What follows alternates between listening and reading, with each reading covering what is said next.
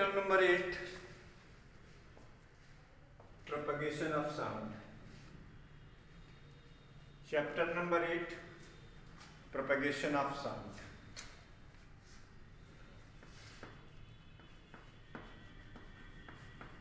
Propagation of sound.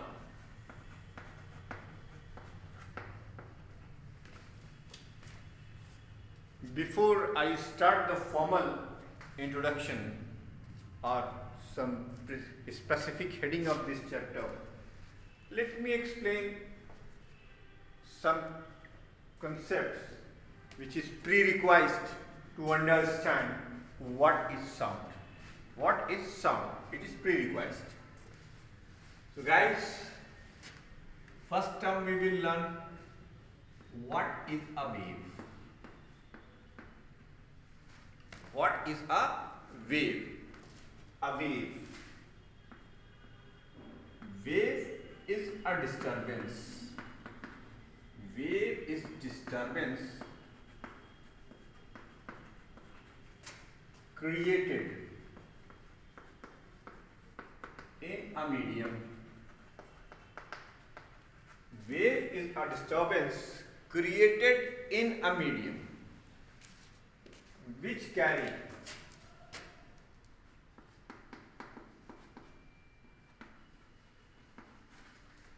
energy and momentum.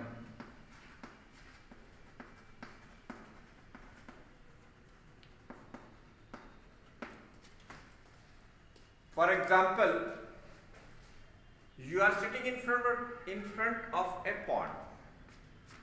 You know that water is still. If you throw a stone, what you will observe?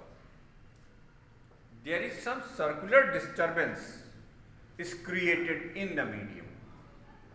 What is the medium? Water is the medium there. Circular disturbance is created, and if you place a boat made by the paper, what will happen to that boat? It will float like this and reach to the other end of the pond. What happened? Because when you throw the stone, you imparted the kinetic energy. When it strike the surface of the water, it transmitted its entire kinetic energy to the particle of the water at the instant when it strike.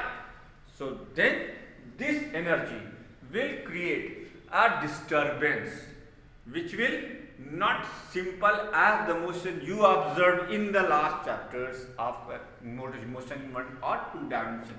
It is a different type of motion. So we have to introduce this concept here for your sake of knowledge, for your good understanding of the concept of wave. Then we will understand what is sound. So when you throw the stone, in the pond, you will observe that the paper boat will float like this and reach to the other end. Hey guys, what will happen? You not propelled the boat. आपने boat को नहीं चलाया, आपने boat के साथ कुछ नहीं किया. बोट वहां तैर रही थी, आराम से खड़ी थी, लेकिन जब आपने स्टोन फेंका तो आपने एनर्जी ट्रांसमिट की. You transmitted the energy, and this energy will create a disturbance. That disturbance is known as wave. It is a complex form of a wave. What is the complexity? I will discuss it later. The first thing is that you must know what is wave. Wave is a disturbance created in a medium. It is not mandatory कि all the wave is created in the medium. तो इसीलिए हम wave को classify करेंगे. Wave को हम classify करेंगे और वेव के लिए इट इज नॉट मैंडेटरी कि हमेशा वो एक मीडियम में ही चले, ऐसा कोई जरूरी नहीं है.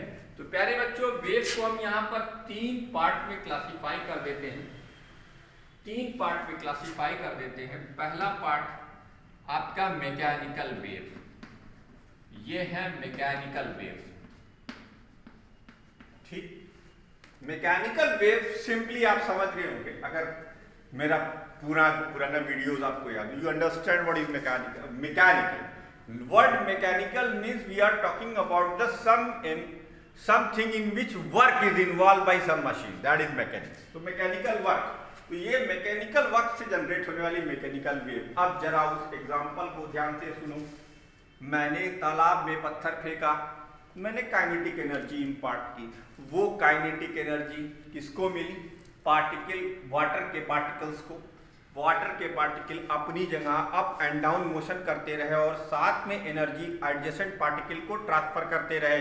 इस तरीके से मीडियम में वेव, ये जो डिस्टरबेंस है वो आगे बढ़ता चला गया।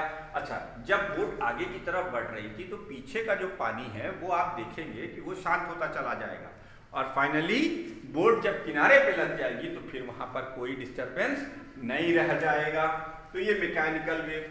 दूसरे टाइप की एक वेव होती है इलेक्ट्रोमैग्नेटिक वेव। ये जो अपने सूर्य अंकल है ना सन, इससे जो रेज आती हैं वो इलेक्ट्रोमैग्नेटिक वेव होती है। देखो बेटा, इनको मीडियम की रिक्वायरमेंट नहीं होती है और जब आप बड़े हो जाएंगे 12वीं में पहुंचेंगे तो 12वीं में आपको मॉडर्न फिजिक्स में पढ़ाया जाएगा अल्बर्ट आइंस्टाइन का फोटो इलेक्ट्रिक इक्वेशन। वहां आपको एक तीसरे टाइप की वेव मिलेगी, इसे कहते हैं मैटर वेव। Matter wave. तो mechanical wave, electromagnetic wave and matter wave, wave की ये 3 क्लासिफिकेशन। अब मैकेनिकल वेव के लिए खासियत होती है it's required a medium for propagation. अब मीडियम क्या बोला है? It's required medium. और इन दोनों के लिए मीडियम की जरूरत नहीं है ना। It is not necessarily. देखो, नेसेसरली का वर्ड इसलिए जोड़ रहा हूं, समझ लेने की कोशिश करो। नेसेसरली का वर्ड इसलिए जोड़ रहा हूं क्योंकि सूरज से रोशनी यहां तक आती है, तो जब एक बार वायुमंडल में एंट्री ले लेगी, एटमॉस्फेयर में एंट्री ले लेगी, तो यार हवा का मीडियम है ना, तो हवा के मीडियम में है, तो it is not necessarily required a medium. It is not necessarily required a medium. अच्छा, यही शर्त इस पर भी लगती है। इसके बारे में हम यहां अधिक वार्तालाप नहीं करेंगे, लेकिन तो मैकेनिकल वेव, इलेक्ट्रोमैग्नेटिक वेव और मैटर वेव। तो अगर हम ये कहें कि भाई वेव वो है जो अपने साथ एनर्जी और मोमेंटम लेके चलती है, तो बात एकदम सफा, हर रुख दफा। क्यों भाई? बात एकदम साफ हो जाएगी। अगर हम ये कहें कि वो अपने साथ क्या लेकर चलती है बेटा, वो अपने साथ एनर्जी और मोमेंटम लेकर चलती है, तो ये ज्यादा प्रिसाइज डेफिनेशन होगा। Wave disturbance created in a medium. इसको अगर तुम छोड़ भी देते हो, सिर्फ इतना भी लिख देते हो कि something which carry energy and momentum, अब वो एक स्पेसिफिक तरीका होगा। अब देखो, इसके आगे हम बताते हैं, ये नोट कर डालो। इसके बाद जब तुम इसे नोट कर लोगे तो हम आगे जब पढ़ेंगे तब ये अपनी मैकेनिकल वेव को हम उठाएंगे, क्योंकि मैकेनिकल वेव ही से हमें आगे जाकर साउंड मिलेगा। अब मैकेनिकल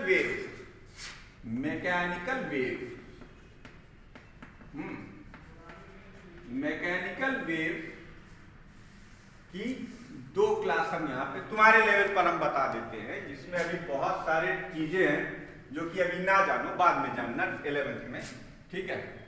एक लॉन्गिट्यूडिनल और ये ट्रांसवर्स। अब longitudinal, for example longitudinal mechanical wave, ये प्रिसाइसली साउंड डिफाइन होता है। ले साउंड आ गया, और ये प्रिसाइसली लाइट है। लाइट भी क्या है? लाइट देखो मैकेनिकल वेव नहीं है, लेकिन मैकेनिकल वेव में जो लॉन्गिट्यूडनल और ट्रांसवर्स का क्लासिफिकेशन किया गया है, उसको करने का तरीका ये है, ये हमने एग्जांपल दिया, चलो इसको हम हटा देते हैं, वाइब्रेशन ऑफ स्प्रिंग कर देते हैं, तुम कंफ्यूज ना हो जाना। हालांकि ये भी लाइट वेव भी ट्रांसवर्स इन नेचर है, लेकिन बात हो रही है मैकेनिकल वेव की और मीडियम के अंदर, इसलिए हमने लाइट का एग्जांपल हटाकर यहाँ क्या कर दिया, vibration of string. Guitar, sitar, tabla, sarangi, जितने भी इंस्ट्रूमेंट जिसमें वायर बंधा होता है, उन सब में ट्रांसवर्स वाइब्रेशंस होते हैं और ट्रांसवर्स वेव पैदा होती है। तो ये लॉन्गिट्यूडनल वेव में साउंड है, प्रेशर वेव है, ये सब लॉन्गिट्यूडनल वेव कैसे है और ये ट्रांसवर्स वेव कैसे है। तो देखो, बहुत ध्यान से देखना। अब ये एक शांत सा मीडियम है। अब ये हम किताबी भाषा का इस्तेमाल करेंगे ही नहीं, पहले तुमको खूब कायदे से समझा लेंगे। अब जैसे देखो ये मीडियम के पार्टिकल्स हैं भाई, ये अभी तुमने कोई वेव जनरेट नहीं किया है, तब की बात हो रही है, ये मीडियम के पार्टिकल्स हैं, ठीक। तुमने कहा हेलो, क्या कहा तुमने? हेलो। ये जो हेलो तुमने कहा है, अगर तुम इसे किसी बंद पन्नी के अंदर से कहो तो क्या तुम्हें ये बाहर वाले को सुनाई देगा? कहो ना, नहीं सुनाई देगा। Why it is not heard? Because in the vacuum there is no medium. If there is no medium, there will be no sound. Sound is a mechanical wave and it propagates only where it is a medium. Medium से मतलब जहां particle की उपस्थिति हो। आप जानते हैं, अपन को मालूम है कि वैक्यूम में पार्टिकल्स नहीं माने जाते। अब क्या है क्या नहीं, जब हम अंतरिक्ष में जाएंगे तब आपको एसएमएस करेंगे, तब तक के लिए तो यही मान के चलिए। तो भैया जब तुम हेलो कहोगे, चलो पहली सिचुएशन है t बराबर 0 है। अब t बराबर t पर तुमने कहा हेलो, सिर्फ एक आवाज निकाली, क्या कहा? हेलो। जानते हो कुछ पार्टिकल एकदम पास पास आ जाएंगे, वाह। और ये 3 पार्टिकल अपनी मीन पोजीशन से दूर हट गए, फिर ये 3 पार्टिकल एकदम पास पास आ गए, फिर ये 3 पार्टिकल एकदम दूर दूर हट गए। तो ये कहलाता है, देखो ये एरिया और ये एरिया, देखो यहां पर पार्टिकल दूर दूर हैं, सॉरी पास पास है, और यहाँ पार्टिकल दूर दूर हैं, यहाँ पार्टिकल पास पास है, यहाँ पार्टिकल दूर दूर है। 3 के एग्जांपल से समझाया हूं। तो ये टू एंड फ्रो वाइब्रेट कर रहे हैं, इनकी जो मोशन है वो ये ऐसे है, और वेव भी हमारी ऐसे चल रही है। तो जब पार्टिकल का vibration along the direction of propagation होगा, जब पार्टिकल का vibration along the direction of propagation होगा, उस स्थिति में जो वेव प्रोड्यूस होगी उसको हम लॉन्गिट्यूडनल वेव कहेंगे। क्या कहेंगे बेटा? Longitudinal wave. क्या कहेंगे? Longitudinal wave. और साउंड इसका एक बेहतरीन एग्जांपल है। समय नहीं खराब करूंगा, ट्रांसवर्स वेव के बारे में भी यही समझाऊंगा। अब आपने एक तार लिया, तार में एक निशान लगाइए, 2 किलो के बीच में बांध दीजिए, और कहीं से उसको हल्का से टन करके छोड़िए, तो आपको वो पॉइंट ऊपर नीचे करता हुआ दिखाई देगा। आए, ये क्या है भाई? तो देखो इसमें क्या था, मीडियम के particle to and fro motion में थे, और इसमें क्या था, मीडियम के particle up and down motion में है। तो अगर किसी वेव के क्रिएशन से particle to and fro motion में आ गए तो वो क्या कहलाएगी? वो कहलाएगी लॉन्गिट्यूडनल वेव। और अगर आप एंड डाउन मोशन में आ गए तो वो क्या कहलाएगी? Transverse wave. क्या कहलाएगी? Transverse wave. तो ये हुआ लॉन्गिट्यूडनल वेव, और इसमें मीडियम के पार्टिकल ऐसे आ करते हैं। ये देखिए, पहचान लो, गौर से देखिए इस शख्स को। ये पार्टिकल की पोजीशन है, ये डिफरेंट पार्टिकल्स हैं, ये डिफरेंट पार्टिकल्स हैं, ये डिफरेंट पार्टिकल्स हैं बेटा। इसका जब हम पार्ट ट्रेस करते हैं तो हमें इस तरीके की वेव मिलती है, ठीक। तो ये लॉन्गिट्यूडनल वेव हो गई। तो वेव के बारे में अपन ने इतना समझा, इसके टेक्निकल टर्म्स अब आपकी बुक के हिसाब से अब हम आपको समझाएंगे, तो इसको भी नोट कर लीजिए। तो मैकेनिकल वेव में लॉन्गिट्यूडनल, मैकेनिकल वेव में ट्रांसवर्स। मैकेनिकल वेव का एक लॉन्गिट्यूडनल वेव का एग्जांपल साउंड, दूसरा एग्जांपल वाइब्रेशन ऑफ स्ट्रिंग, और भी बहुत सारे एग्जांपल्स हैं। फिलहाल हम आगे प्रोसीड कर रहे हैं, ठीक। अच्छा, इसको मिटा लीजिए। अब साउंड की डेफिनेशन लिखते हैं। What is sound according to your book? आपकी बुक के हिसाब से आवाज क्या है? आवाज एक मैकेनिकल वेव है, और वो भी लॉन्गिट्यूडनल। तो sound is a longitudinal wave. Sound क्या है बेटा? साउंड के बारे में सबसे प्रिसाइसली क्या लिखा जा सकता है? It is a longitudinal mechanical wave. देखिए, जब मैकेनिकल कह दिया तो आपको ये लिखने की जरूरत नहीं है कि वो मीडियम रिक्वायर्ड है। मीडियम तो रिक्वायर्ड होगा ना, मैकेनिकल वेव है तो क्वाइट नेचुरल है, मैंने आपको बता रखा। तो sound it is a longitudinal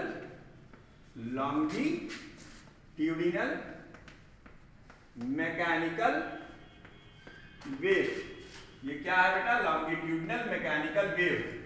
longitudinal mechanical wave को हम क्या कहते हैं? साउंड कहते हैं। It is a longitudinal mechanical wave that produces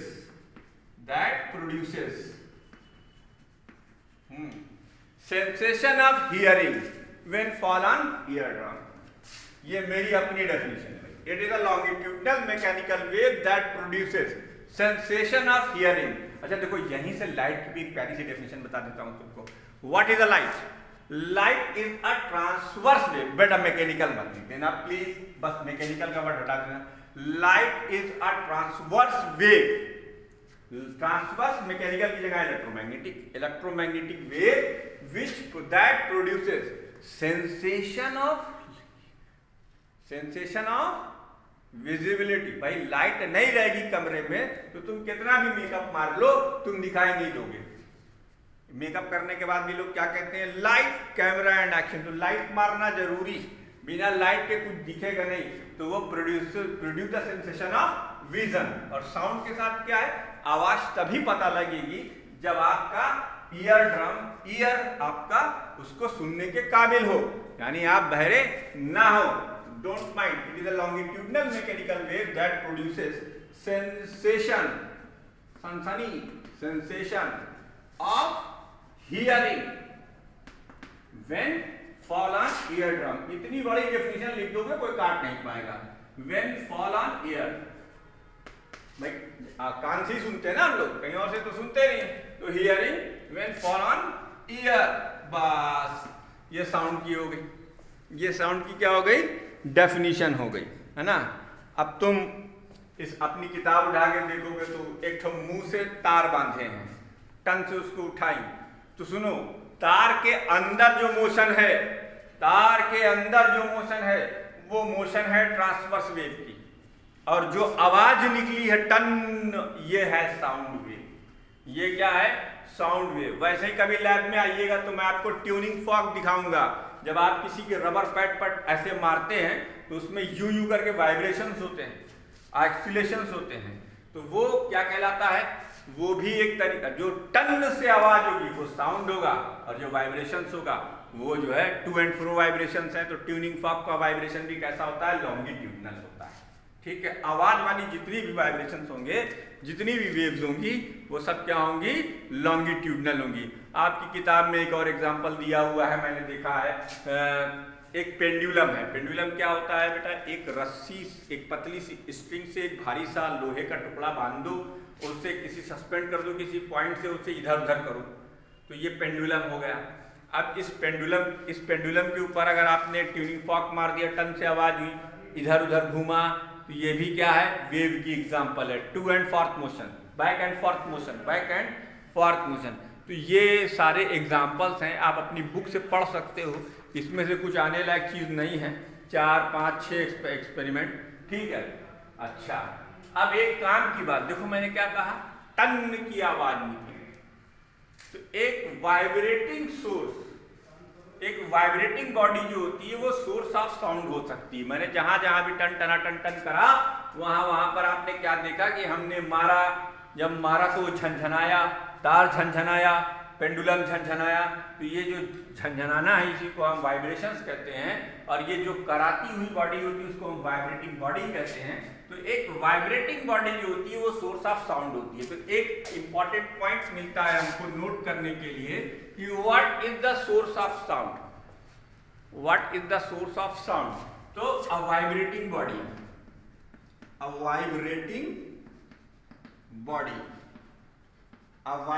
body is a source of sound. ये क्या है? Source of sound. साउंड क्या है भाई? लॉन्गिट्यूडिनल मैकेनिकल वेव है। अच्छा, फिर उसके बाद अगर आप अपनी किताब देखोगे तो किताब में एक घंटी का प्रयोग दिया हुआ, ठीक, और आपको ये समझाने का कोशिश किया गया है कि साउंड के चलने के लिए मीडियम रिक्वायर्ड, क्योंकि साउंड क्या है भाई? Longitudinal mechanical wave. और मैं आपको इसीलिए सब लफड़े से बचाते हुए मैंने पहले ही आपको बता दिया कि मैकेनिकल वेव के चलने के लिए मीडियम की रिक्वायरमेंट होती है। तो तो आप घंटी वाला प्रयोग करें ना करें ये आपके साथ है, ठीक। लेकिन अब कैसा मीडियम होना चाहिए, किस मीडियम में साउंड अच्छे से चलेगी, किस मीडियम में साउंड अच्छे से नहीं चलेगी, इन सब पर विचार करना चाहिए। तो हम लिखेंगे नेसेसरी प्रॉपर्टी, किसी भी मीडियम की दो प्रॉपर्टी रिस्पॉन्सिबल होती है साउंड के अच्छे या बुरे चलने के लिए। अब पहले मैं आपको एक प्रैक्टिकल एग्जांपल सुनाता हूं, सुनिए। अभी खूब गर्मी पड़ रही है, खूब गर्मी पड़ रही है और आपका घर स्टेशन से 3-4 किलोमीटर की दूरी पर है। आपको किसी ट्रेन का कोई विसल नहीं सुनाई देगा, लेकिन रात के सन्नाटे में और बारिश के तुरंत बाद आप देखेंगे कि आपको साउंड सुनाई देने लगता है। वो जो 4 किलोमीटर दूर स्टेशन है उसकी आवाज एकदम क्लियर ट्रेन के विसिल की आवाज आती है।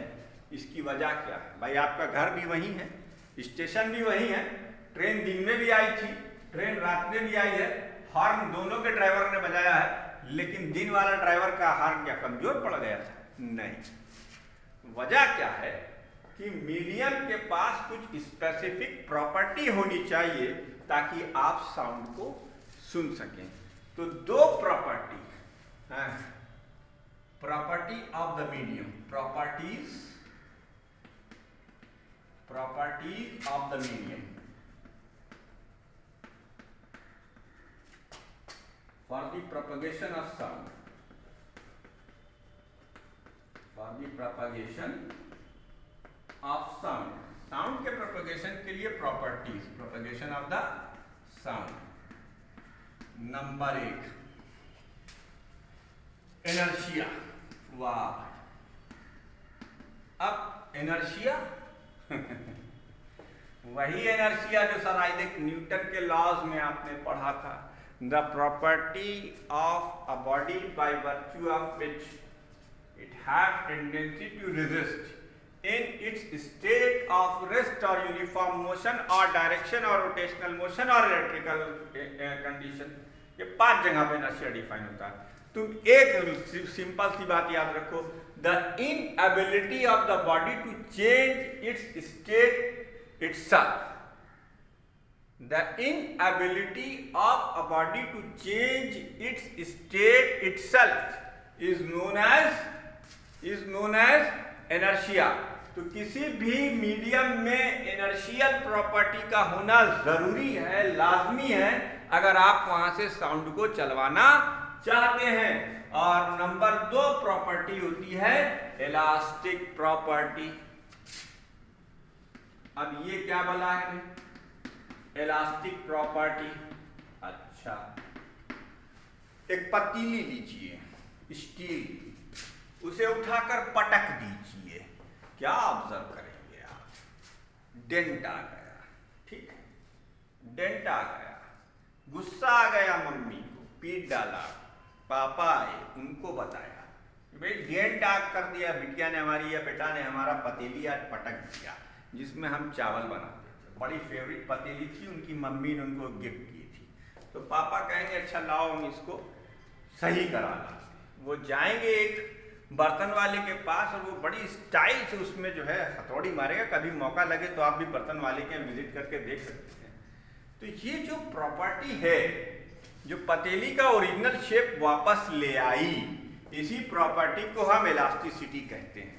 तो अच्छा, अब इन दोनों का यहां से क्या रिश्ता है भाई? ये रिश्ता क्या कहलाता है अभी आपके समझ में आता है। सुनिए, चलिए पीछे चलते हैं, पत्थर वाला एग्जांपल लेते हैं। पत्थर जब आपने फेंका था तो जो शांत तालाब के जल का वाटर था, वाटर के जो पार्टिकल थे बेटा वो सेटल थे, do not disturb us.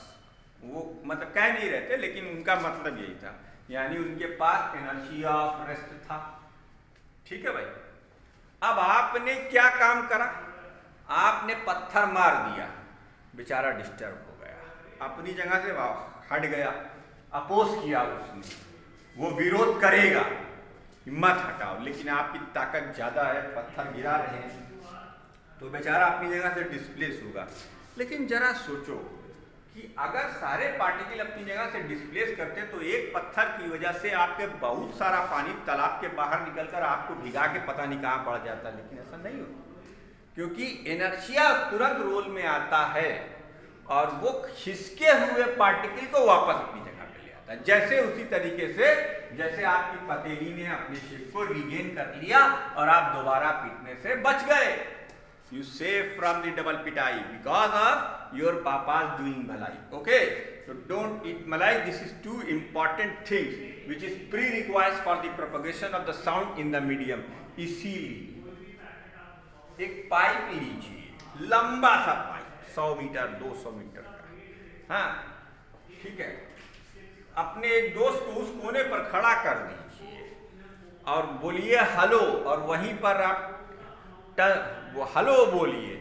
Pipe के अंदर से हेलो पहले सुनाई देगा और आपके मुंह से निकला हुआ हेलो बाद में सुनाई देगा। आए, क्योंकि लोहे के मीडियम की इनर्शिया भी ज्यादा और इलास्टिसिटी भी ज्यादा।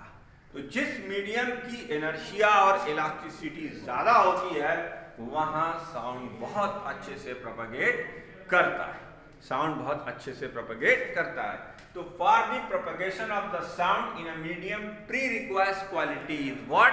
Inertial property and the elastic property of the medium. ये दो प्रॉपर्टीज की वजह से साउंड अच्छे से वो प्रोपगेट करता है। ठीक, तो दो, ये आपको बस इतना ही याद रखना है। ये बहुत आसान चैप्टर है, इसमें 2-4 छोटे मोटे न्यूमेरिकल्स हैं। ठीक, तो यहां तक आप पढ़ के रखेंगे। अब किसी मीडियम में साउंड प्रोपगेट करता है, ये अगले वीडियो की बात होगी। वीडियो ज़्यादा लंबा हो जाएगा। चैनल को सब्सक्राइब जरूर कर लीजिएगा, बेल आइकन को दबा दीजिएगा, और जो बच्चे नहीं पढ़ रहे हैं उनको भी थोड़ा सा प्रमोट कीजिएगा। इंटीग्रेशन का वीडियो देखने के लिए धन्यवाद, बहुत बहुत शुक्रिया। Thank you very much.